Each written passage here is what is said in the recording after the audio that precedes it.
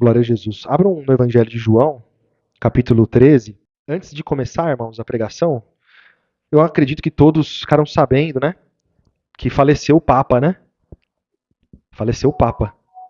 E para nós não muda nada, né, irmãos? Não faz diferença nenhuma. A gente não tem nenhuma ligação com a Igreja Católica, não é? E o que acontece é que toda vez que acontece a morte de um Papa, né? Aí existe a eleição de um novo Papa. Conclave, né? E aí, quer dizer, o mundo inteiro fica com aquela ansiedade de saber quem que é o Papa, e aí passa na televisão, e aí mandam mensagem, as pessoas comentam, e aí começam as teorias do anticristo, que vai acontecer isso, que vai acontecer aquilo, né?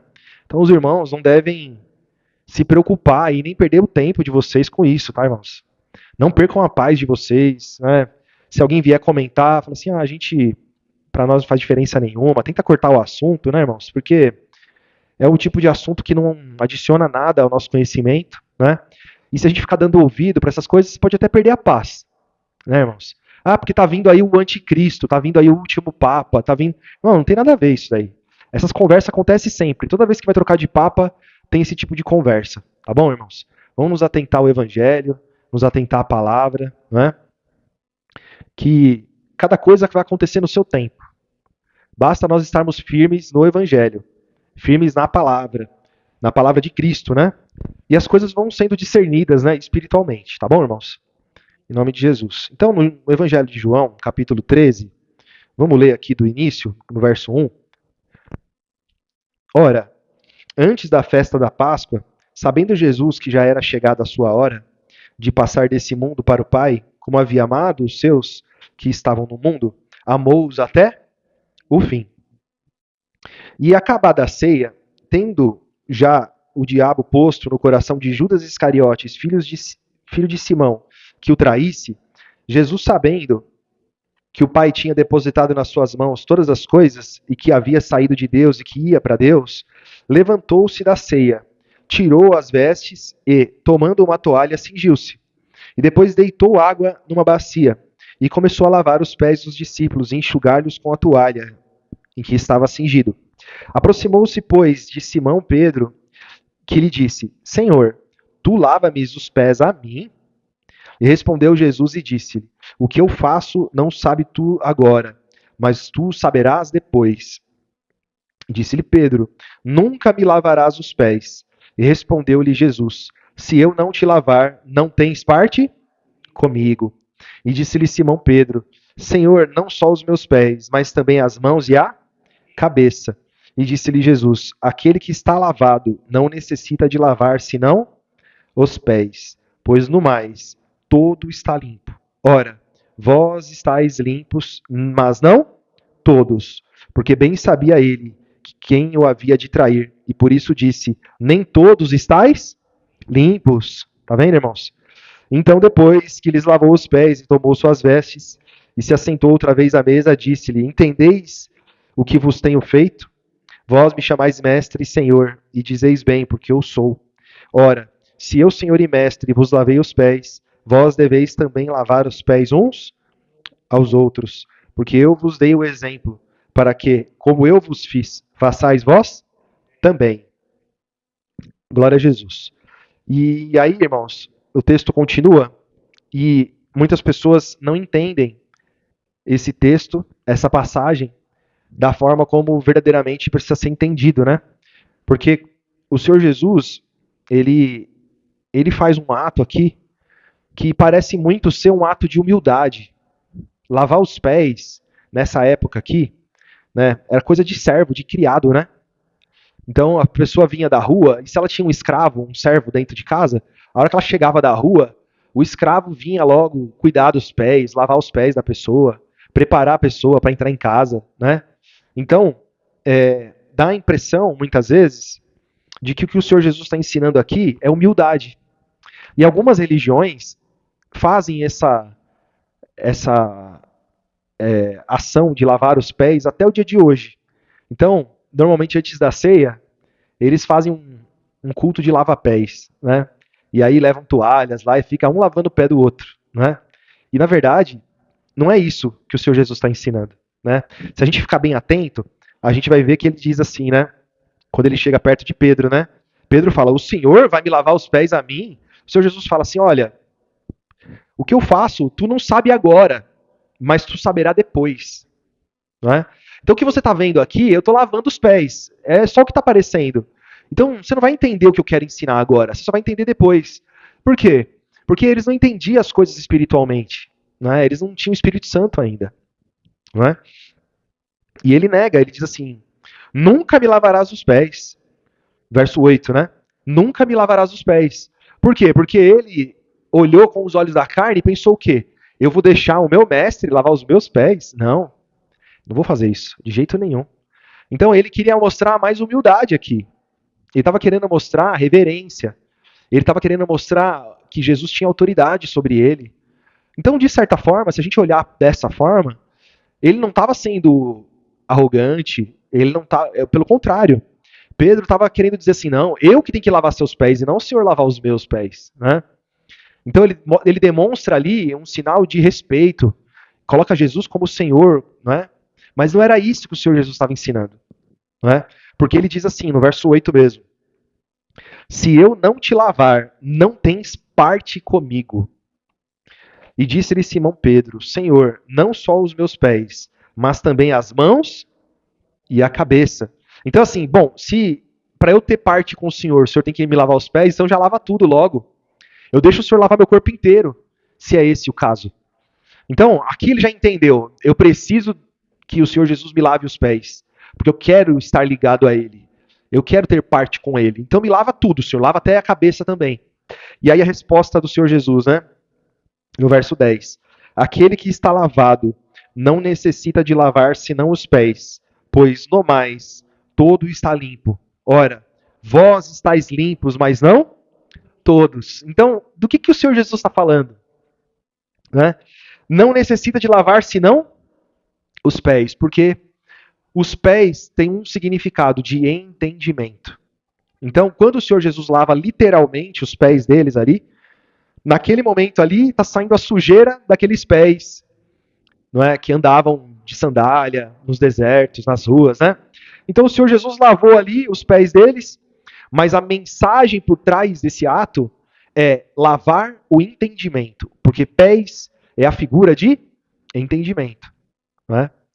Os irmãos lembram daquele texto de Romanos, capítulo 10, que fala que a fé vem pelo ouvir e o ouvir pela palavra de Deus? Né? Mas como ouvirão se ninguém pregar o evangelho? Mas como pregarão se não forem enviados?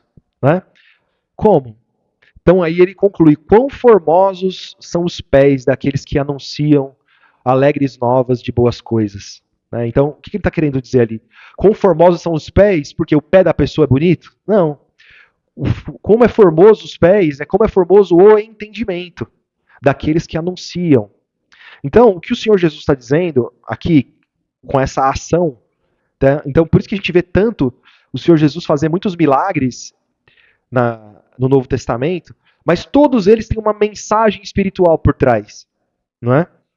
Quando o Senhor Jesus cura o homem e manda ele, passa lodo nos olhos daquele homem que era cego e manda ele se lavar no tanque de Siloé, né? Tem uma mensagem ali. Quando o Senhor Jesus leva os apóstolos até o monte, se transfigura, e eles enxergam ali Moisés, enxergam ali Elias, né? E aí vem uma voz do alto que diz: olha, esse é o meu filho, esse que está brilhando, esse que está em evidência, esse aí que está reluzente, esse aí que é meu filho, a ele ouve, né? Então as coisas aconteciam, mas tinha uma mensagem por trás. Não é mais para ouvir Moisés, não é mais para ouvir os profetas, Elias, não é mais. Agora é para ouvir meu filho, que é ele, não é? Esse é o meu filho amado, a ele ouve o evangelho agora. Né? Então essa mensagem aqui do lava-pés é uma mensagem que está nos ensinando que nós precisamos ter o nosso entendimento lavado. Quando o Senhor Jesus fala assim, nem todos estáis limpos, mas o Senhor Jesus pregou o evangelho para todos. O Senhor Jesus pregou a mesma palavra para todos os discípulos. E por que nem todos estavam limpos? Então os irmãos percebem que Pedro, ele fala assim para o Senhor Jesus: não, o Senhor não vai tocar nos meus pés, não. O Senhor não vai me lavar, não. E ele disse o quê? Se você não me deixar eu te lavar, não tem parte comigo. Então, o que o Senhor Jesus nos ensina com essa mensagem? Que muitas vezes nós podemos impedir que a palavra de Deus venha nos lavar. Nós podemos fechar o nosso coração e impedir que a palavra entre. E impedir que o Senhor Jesus, com a sua palavra, venha e mude o nosso ser, a nossa forma de pensar, a nossa forma de agir. Ou seja, eu vou bloquear qualquer lavagem pela palavra. A palavra do evangelho não vai entrar em mim porque eu não aceito. De alguma forma eu bloqueio. Quem que era esse que não estava limpo? Judas Iscariotes. Não é? Andou com Jesus, ouviu a palavra de Jesus, ouviu a correção, recebeu o dom, recebeu poder para curar, recebeu poder quando o Senhor Jesus enviou os 12 discípulos, ele estava lá no meio. O Senhor Jesus salvou ele, o Senhor Jesus deu vida para ele, porque deu vida para todos eles. Mas ele, o que ele fez? Ele se fechou. E o Senhor Jesus disse para Pedro, se você não se deixar ser lavado, você não tem parte comigo. Não é? E esse conselho é um conselho que serve para todo cristão. Nós temos que deixar a palavra entrar e fazer uma mudança na nossa vida. E corrigir os nossos caminhos. E purificar os nossos pés. Não é? Porque os pés é o nosso entendimento. Não é? Então, é uma figura interessante, porque os nossos pés nos levam de um lugar para o outro. E o nosso entendimento também vai nos levar ou para a vida eterna, ou para a morte eterna. Foi o caso de Judas. Não é? Se os irmãos olharem no capítulo 15, viram umas 2 páginas aí.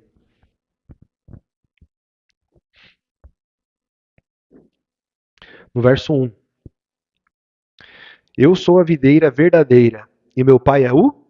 Então, se existe uma videira verdadeira, é porque existe também videira que não é verdadeira. Né? Senão não haveria necessidade de falar. Toda a vara em mim que não dá fruto, a tira, e limpa toda aquela que dá fruto, para que dê mais fruto. Vós já estáis limpos pela palavra que eu vos tenho? Então, o que limpa o homem? A palavra que Jesus tem falado. Essa palavra que o Senhor Jesus tem falado é a mesma palavra que o Senhor Jesus disse que o Consolador viria e nos faria lembrar. Eu vos enviarei o Consolador, para que fique convosco para sempre. O Espírito da verdade que o mundo não pode receber, porque não o vê nem o conhece. Mas vós o conheceis. Né? Ele fala isso para os discípulos. E ele fala, meu Pai o enviará, né? E viremos para ele, para esse tal, né? Que somos nós. E faremos nele morada. O Espírito Santo nos fará lembrar de tudo aquilo que eu vos tenho mandado. Então, o que o Senhor Jesus tem mandado, o Espírito Santo tem nos feito lembrar. Através de quem, irmãos? Através da igreja, através da pregação, através de cada um dos irmãos. Não é? Porque ele disse, assim como eu lavei os pés, vocês devem lavar os pés uns dos outros. Então a palavra do Evangelho ensina que a igreja deve ter o cuidado de zelar pelo entendimento de uns dos outros.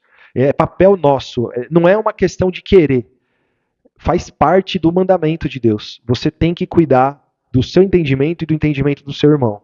Não é? Então ele disse, vós já estáis limpos pela palavra que eu vos tenho? Então quando ele diz, vocês já estão limpos, ele falou para Judas também. Ah, mas Judas não estava limpo. Não estava limpo porque o coração dele é duro. Mas a palavra foi lançada. Os irmãos entenderam? Naquele dia, a palavra foi lançada. Ah, mas eu não entendi. Ah, mas todo mundo entendeu. Você não entendeu por quê? Você estava lá o tempo todo. Por que você não entendeu? Será que você não fechou seu coração? Será que o seu coração estava disposto para receber o conselho? Ou quando o Senhor Jesus veio, você falou assim, ah, não, isso aí não. Ah, não, aquilo ali não. Aquilo ali não mexe nisso daí não. Né? Pedro disse, não vai mexer no meu pé não. Né?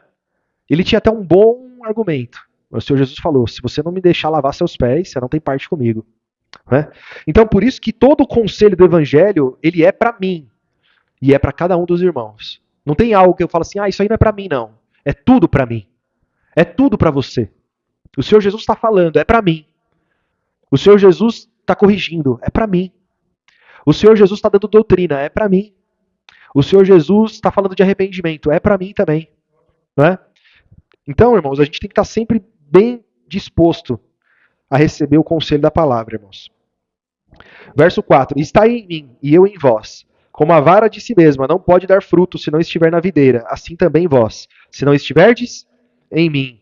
Eu sou a videira, vós as varas. Quem está em mim e eu nele, esse dá muito fruto, porque sem mim nada podeis fazer. Então, nessa figura, Jesus é uma videira verdadeira e nós somos varas ligadas a essa videira, não é? No corpo da igreja, Jesus é a cabeça e nós somos os membros do corpo. Eu tenho que estar ligado à igreja. Eu tenho que estar ligado ao corpo. Eu tenho que estar ligado ao cabeça, que é Jesus. E eu estando ligado, eu vou dar muito fruto. É o que ele está dizendo aqui. Né? Verso 6. Se alguém não estiver em mim, será lançado fora, como a vara, e secará, e os colhem, e os lançam no fogo e ardem.